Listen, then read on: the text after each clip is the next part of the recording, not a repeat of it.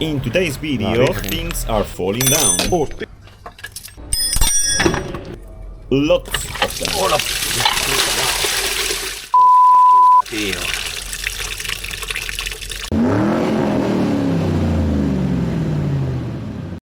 Hello everyone, part 4 of the Picasso project. As I already told you, today it's time to change the accessory belt drive with its pulleys and tensioners, in addition to changing the time belt kit, that is belt, water pump, tensioner, etc. And of course the coolant is going to be changed. Let's go! The first step would be to remove the wheel arch on the passenger side and the skid plate. In my case, I already removed them a couple of videos ago, so I start directly by removing the belt.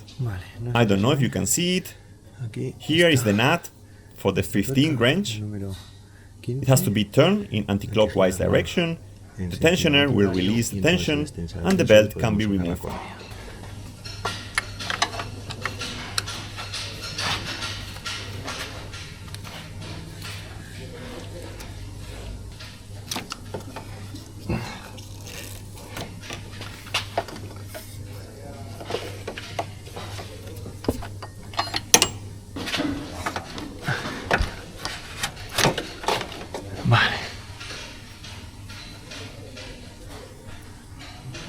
It doesn't look terrible. Now it's time to remove the eccentric pulley and the automatic tensioner. First I loosen the automatic tensioner and I realize that to remove it I need a little more space, so I proceed to remove the eccentric pulley first.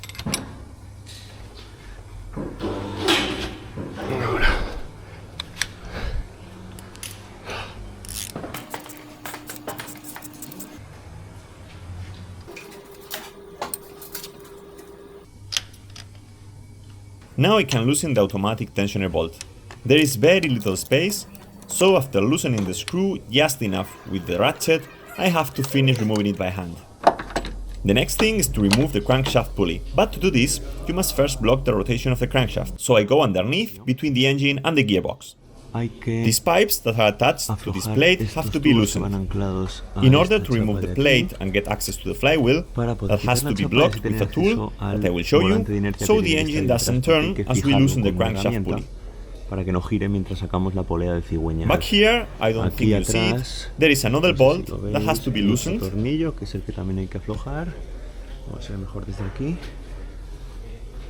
You can see it from here, that one. So first I have to loosen this and this other support.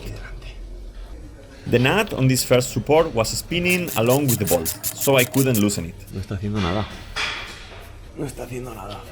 Fortunately, I was able to loosen the other one, and after removing the pipes, I have enough room to loosen the screw that holds the plate between the gearbox and the engine.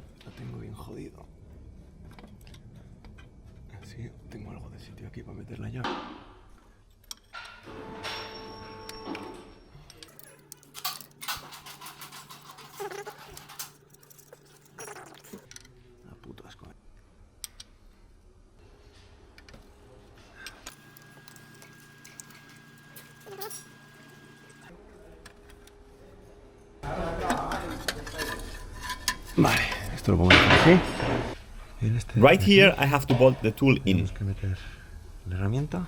First it must fit with the teeth on the flywheel and then tighten it with the bolt.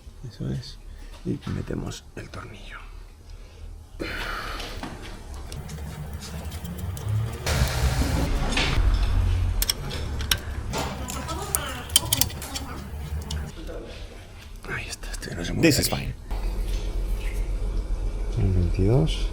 Now we can remove the crankshaft pulley with the help of the impact gun.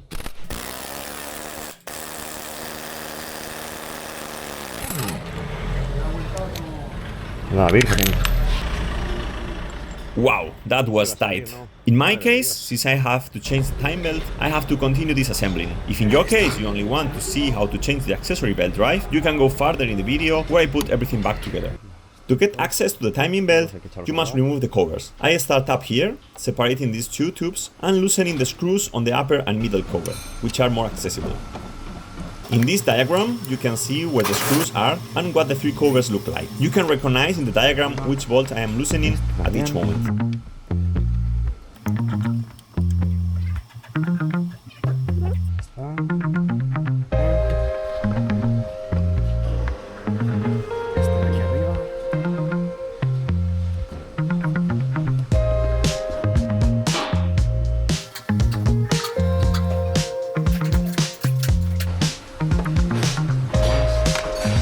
I go underneath to loosen the last bolt of the top cover and the screws of the lower cover.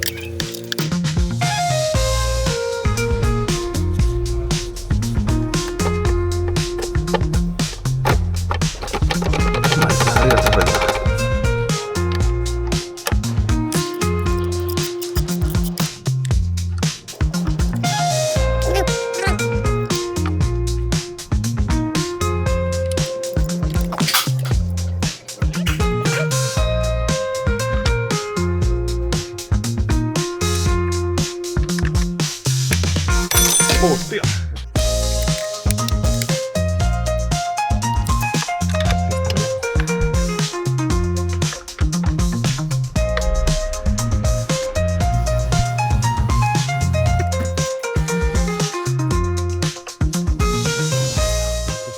Now I can remove the lower cover. I go back to the top and I can now remove the top cover. It must be taken into account that in the back there is a tube attached to the cover. After releasing it, it ends up coming off, playing a little with the little space there is. To remove the intermediate cover, you must loosen the engine mount first. So I put a jack under the engine to raise it, so that when I loosen the mount, the engine doesn't move.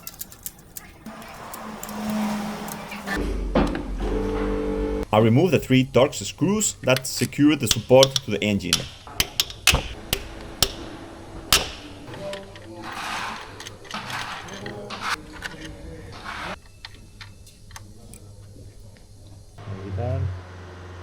Este de aquí y este de aquí.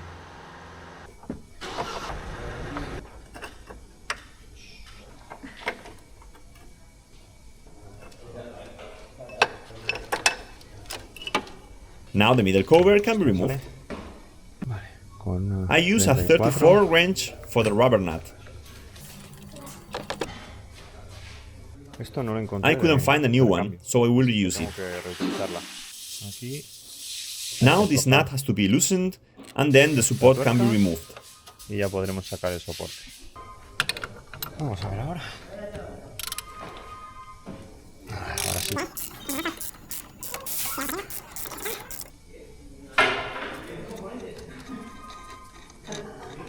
Tenemos. Está. I do have a new spare part for this. Now it's time to remove the rubber support. To do this, with a hammer and some kind of chisel, I hit it to make it rotate and loosen. Then it comes out by hand.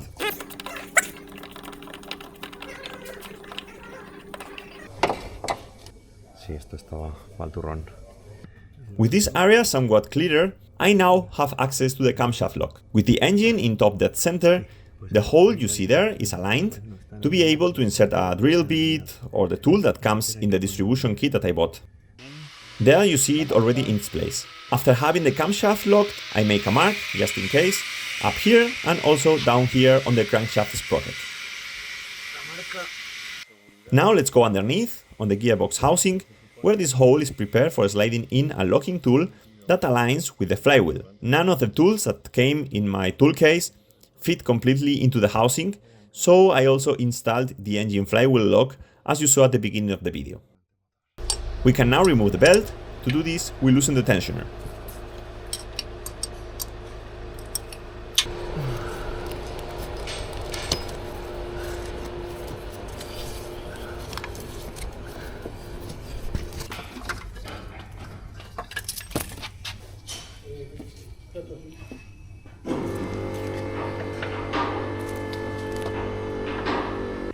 Now it's time to remove the tensioner pulley that I just loosened. As you will see later, the pulley is mounted on an axle that protrudes from the block. Therefore, the space is very tight and you have to move the engine a little to gain some space. I couldn't remove the other pulley that you see with the blue stripe, since the ratchet didn't fit, but anyway, it was in good condition, so I decided to leave it. The crankshaft sprocket comes out simply by hand, and now shows the crankshaft seal on this side. Since we are here, I am going to change it too. To do this, I am going to drive in a screw.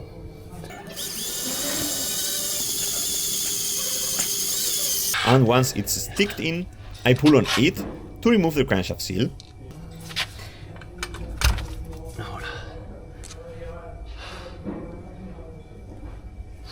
I sprayed a bit of oil on the new one and it goes in. It must sit flush with the block, so I use the old one to hit it with a mallet along the entire edge until it is well positioned. Martillo de goma.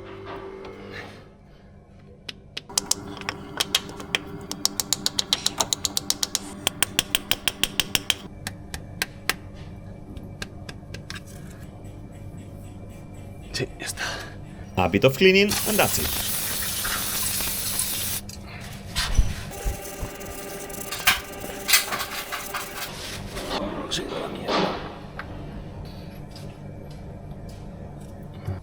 It's the water pump's turn, but before removing it, the water must be removed from the circuit. So I disconnect the lower radiator hose. As you have already seen at the beginning of the video, not all the water came out of the circuit, which I already thought at that moment, but I didn't know exactly how much was still inside.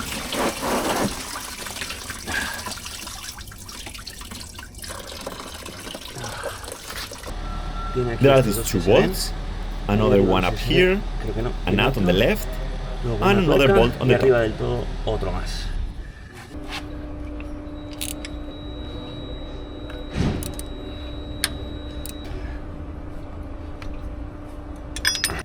Vamos a sacar primero la... Sacamos el de arriba invisible.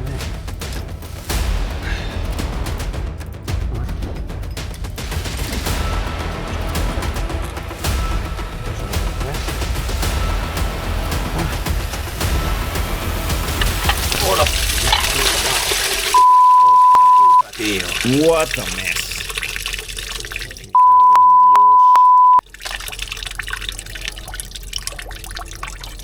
It took a while to clean the workshop. Here you see the new water pump, which after cleaning the mess, has to be reassembled.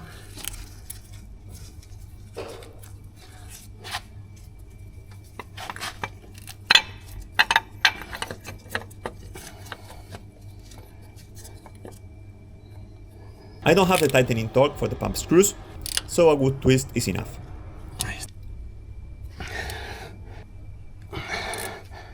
Now it's time to put the tensioner belt. This is the axle that I mentioned before. Put it in on is even more tedious than removing it. I was here for a long time lying on the ground until I managed to get it onto the shaft. Then I put a size 2 hex tool to center the crankshaft sprocket, so when we put tension on the belt, the sprocket remains centered. Now the belt can be placed.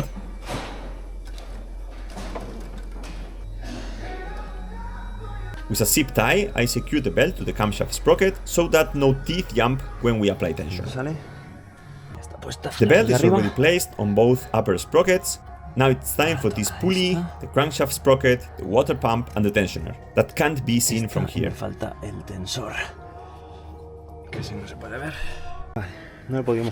I couldn't show this on camera, so I explain to you now. Basically, the belt has been placed from top to bottom, trying to keep tension on the upper side.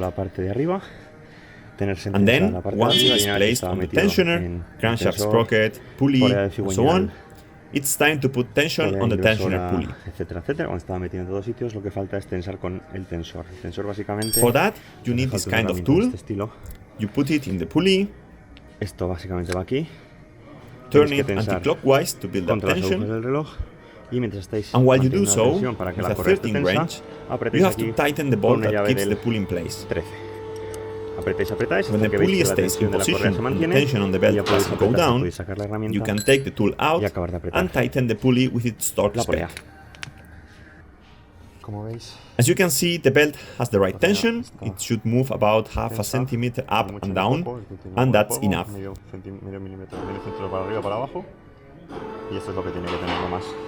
We remove the camshaft and flywheel locks, and now we turn the engine 4 turns to check that the belt does not skip any teeth, nor does it come off laterally, so the tension is correct. Now we are slowly putting everything back together, first the engine mount and the middle and upper covers.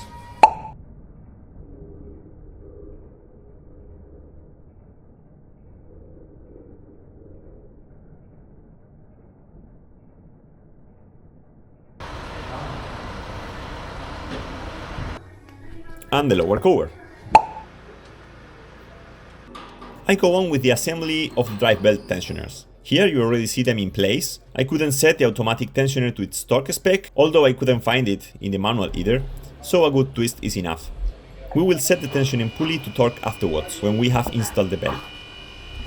I blocked the engine flywheel as already done before, and now it's time to install the crankshaft pulley with a new screw and washer. The screw already came with thread locker, so I didn't have to add it. For this engine there are 3 different types of pulleys. In my case, the torque spec is 40 Newton meters and then 51 degrees more than I set by feeling.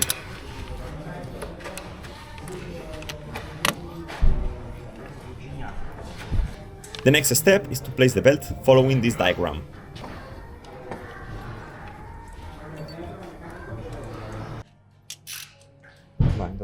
The belt is in place, this pulley has to be turned to build up tension, and then the pin on the automatic tensioner can be removed.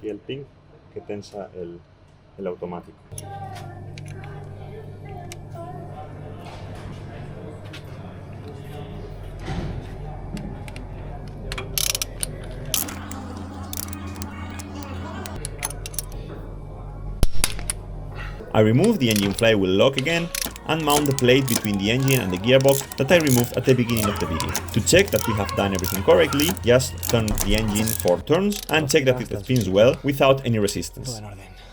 The last step is to fill with new coolant. According to Citroen, the correct coolant has the following part numbers. Doing some research on the internet, this is equivalent to a Revkogel 2000 or a Coolant G33. I was not able to find the Revkogel at a decent price, but it turns out that at Carrefour they have this coolant, which is like Coolant G33. The car needs 11 liters of coolant. So first I put the hose on the lower part of the radiator, back, and can refill it. I already filled about 6 liters and the level on the tank is not going under. So I am pumping the upper hose of the radiator, so the air is slowly venting through the bleeders.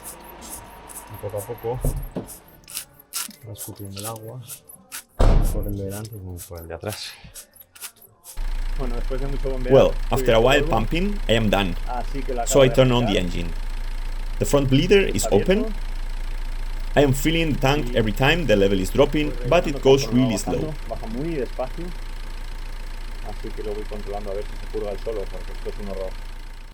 Finally, as you can see, coolant is coming out of the bleeder, so I can turn off the engine.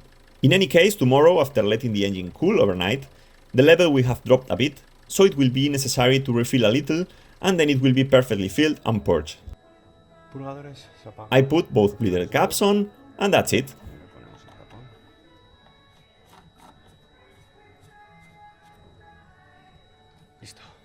Well, here I am, after renewing the timing belt, water pump, coolant, drive belt, pulleys and so on. Of course, most of the suspension pads, it has also been aligned. I'm going to test drive. What I have noticed until now is that it runs smooth. The vibrations after changing the engine mount have been reduced. Of course, there are already some of them, as the other 2 mounts have not been renewed. I have no time for that now. On the road, it drives pretty well, even though the shock absorbers are the original ones. But it feels solid. So let's start. Fantastic, fantastic. The brakes are working good. The feeling is harder than before, as it was some kind of soft, spongy feeling. And now it feels like original, I would say, although I don't remember how this car felt when it was new, but it works fine. It feels as any other normal car feels, which wasn't the case here. With such an old brake fluid, the parts were fine, they had some thickness, but the discs were completely worn. And now, after renewing everything, it brakes perfectly. The engine feels smooth, I suppose thanks to the new engine mount.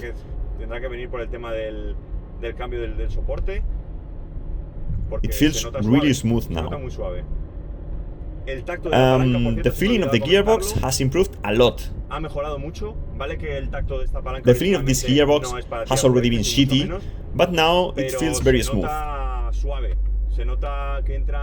The gear changes are now really easy.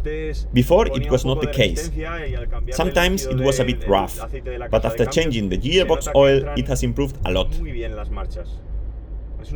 This is something that I recommend you to do if your car is over 150,000 kilometers or so.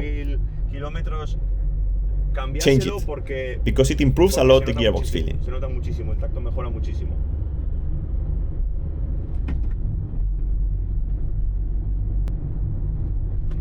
By turning, it is also fine. And well, it is not very powerful. Full throttle now.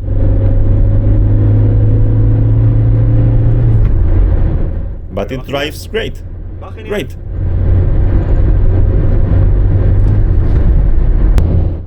Yeah, it drives great. It is dirty. I have to deep clean, of course. But it can be used now as a daily car.